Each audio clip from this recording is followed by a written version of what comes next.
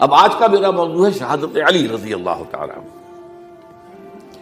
اصل میں حضرت علی رضی اللہ تعالیٰ عنہ کی شہادت بھی اسی الفتنۃ الکبریٰ کا تسلسل ہے، وہ جو عبداللہ ابن سبا کا پیدا کردہ عظیم ترین فتنہ تھا، اسی کا ایک نتیجہ حضرت علی کی شہادت بھی ہے، لیکن وہ بات ذرا تفصیل سے سمجھنی ہوگی۔ اور اس کے لیے میں ممنون احسان ہوں، حال ہی میں ایک کتاب چھپی ہے، ڈاکٹر سید رضوان علی ندوی، وہ محقق ہیں تاریخ کے، انہوں نے بڑی تاریخی تحقیق کے بعد جو باتیں بیان کی ہیں وہ میں آپ کے سامنے رکھ رہا ہوں۔ عرب میں جنوب مغرب کی کونے میں جہاں یہ یمن بھی آباد ہے، اس کے اوپر نجران ہے، اسی علاقے میں یمامہ کا علاقہ کہلاتا ہے۔ یہاں ایک قبیلہ آباد تھا بنو تمیم۔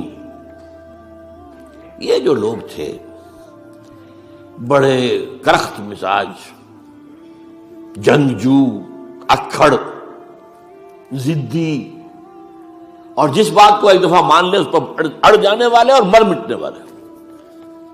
یہیں سے فتنہ پہلا اٹھا تھا۔ سب سے بڑا جو نئے جھوٹے نبی کھڑے ہوئے تھے ان میں سب سے بڑا تو مسیلمہ کذاب تھا، یہی تو علاقہ تھا،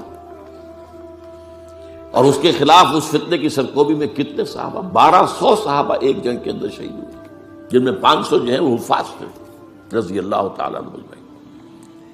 تو یہ لوگ جو یہ تھے بڑے زوردار تھے۔ اس قبیلے کے بارے میں حضرت عمر رضی اللہ تعالیٰ عنہ نے ایک بڑی عجیب حکمت عملی اختیار کی۔ ان کو وہاں سے اکھاڑ کر اور ایران کی سرحدوں پر آباد کر دیا، اب جہاں پر جہاد ہو رہا تھا، تاکہ ان کے اندر جو یہ جنگجوئی ہے یہ اب اس مقصد کے لیے استعمال ہو، اب وہ دارالاسلام کی توسیع کے مقصد کے لیے استعمال ہو، اور وہ ہوئی۔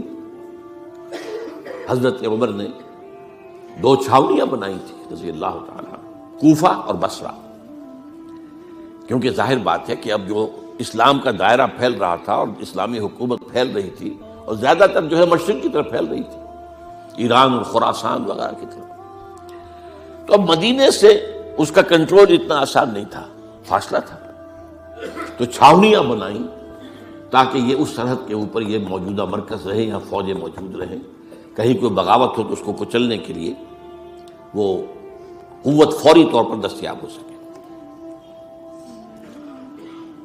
یہ لوگ ہیں کہ جو عبداللہ ابن سبا کی فتنے سے سب سے زیادہ متاثر ہوئے۔ ان کی مزاج میں وہ کجی تو تھی نا۔ حضرت عمر بھی ان کا جو ایک مضبوط کنٹرول تھا انہیں دبائے رکھا ہے، اور ان کا رخ جو ہے ایک دوسری طرف موڑ کر اس سے اسلام کو فائدہ پہنچایا۔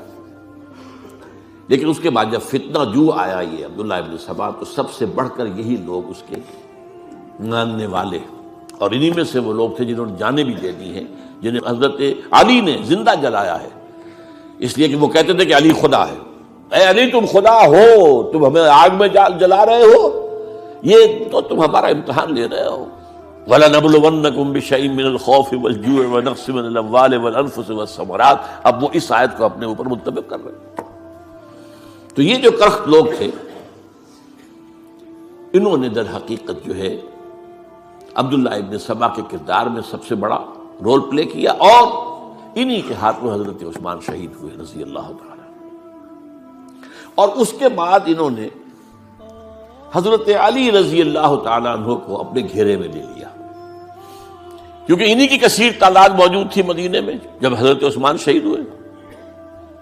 اس کے بعد اب ظاہر بات ہے کہ کوئی نہ کوئی تو خلیفہ ہونا چاہیے تھا۔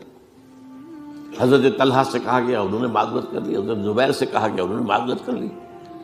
اب ظاہر بات ہے کہ حضرت علی آخر امت کو چھوڑا تو نہیں جا سکتا تھا بغیر امام کے، انہوں نے قبول کر لی، اگرچہ حضرت حسن روکتے رہے کہ ابا جان یہ ان لوگوں کی بیعت جو ہے آپ قبول نہ کیجیے۔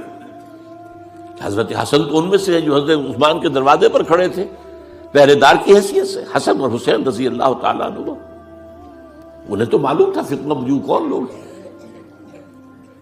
اس کے بعد حضرت علی رضی اللہ تعالیٰ عنہ نے اسی حکمت سے، جس حکمت کے تحت حضرت عمر نے یہ چھاونیاں آباد کی تھی، دارالخلافہ بھی مدینے سے کوفہ منتقل کر دیا۔